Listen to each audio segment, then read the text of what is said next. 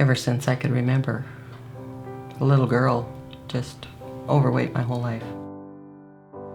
Even to go into a restaurant to eat, people would say, "What are you doing here? You're too fat, you shouldn't be here to eat." But you can see it in other people's faces, like, boy, she's gonna break that chair. Or if you have to go in, I would try and slide the table a little bit so there was more room for Beth, just try and make her more comfortable, because it was fun for me just to get her out of the house and be able to be out and enjoy things. And that's changed a little bit now.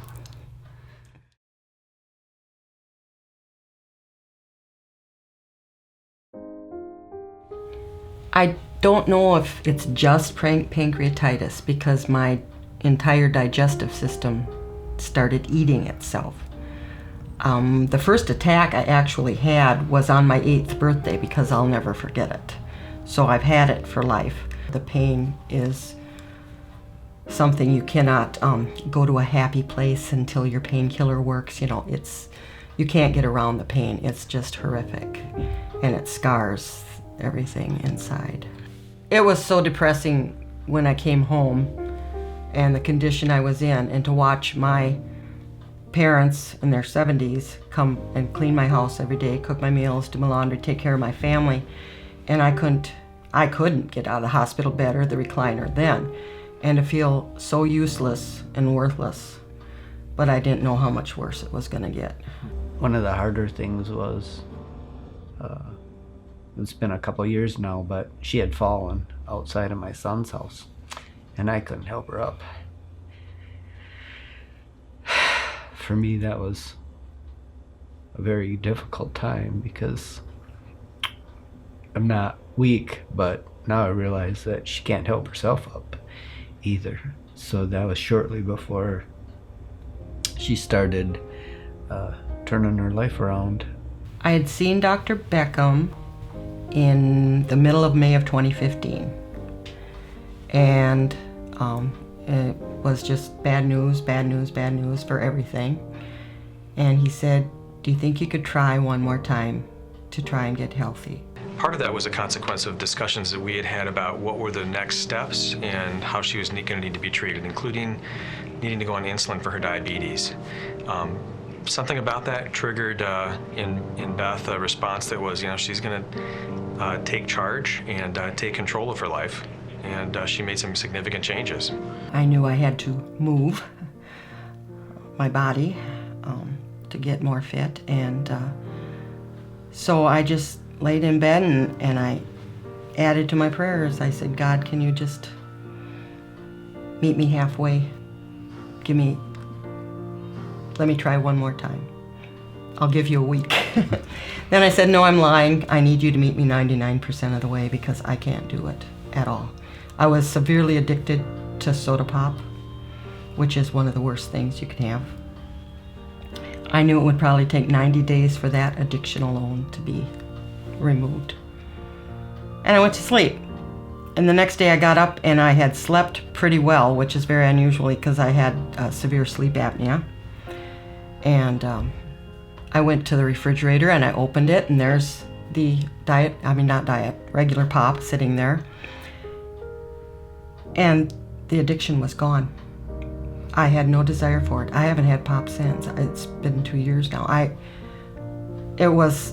I knew then that I was going to get some help, but then it was J.J. Watt's motto that really, it's such a simple, dream big, work hard. That sounds so simple, but I realized that if I had a dream to be healthy and to be a size 6, I had to work hard for it.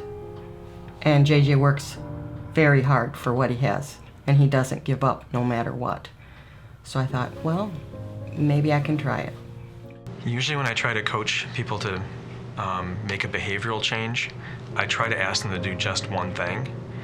To ask them to try to boil the ocean and do everything at once, totally change how they eat, how they exercise or don't exercise, they're going to look at that and think that's overwhelming, I can't do that. When you ask patients to do just one thing, they can do that one thing. If they can do that, they can do the next thing. If they do that thing, they can do the next thing. So hopefully it becomes kind of a self-motivating experience for them where they find out, yeah, I can do this. We always have a calendar on the refrigerator, and I just started putting, every week, this is how much I've lost, this is how much I've lost, this is how much I've lost. I knew I had to set small goals. I knew I needed to lose 150 pounds. Our oldest 2 grandsons were going to graduate high school in June of 2016. So I thought, okay, it's a year. I'm going to give myself a year, which they say is not possible to do without surgery. But I did it. Sometimes my goals weren't met, and I learned about failure and to press on and not give up. And I'd talk in my head to JJ Watt, okay, JJ, you don't give up. You had to have back surgery. You're not giving up. I'm not going to either. She continues to be more motivated. She continues to keep things in front of her with goals. She's walking or jogging in 5K races and other races.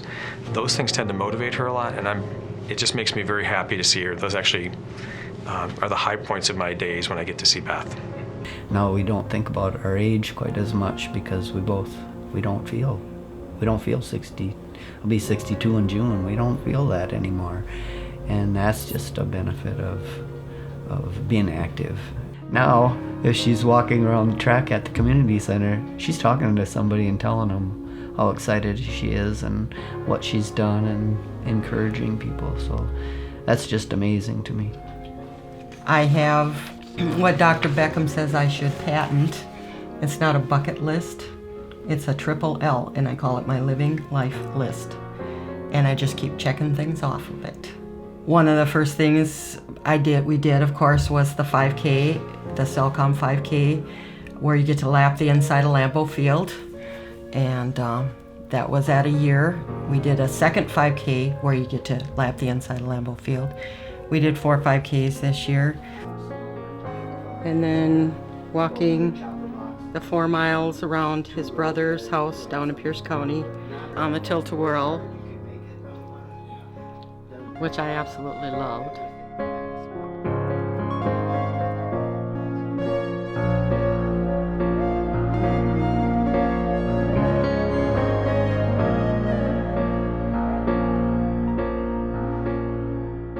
It's going to be hard work. I don't ever want to tell people it's easy. Tell them it's the hardest thing you're ever going to do, but it's worth everything you have to do.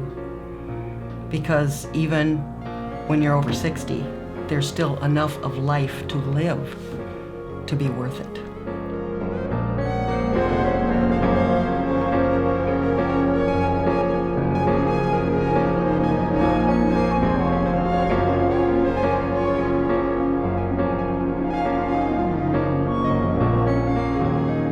Dream big, work hard. That sounds so simple.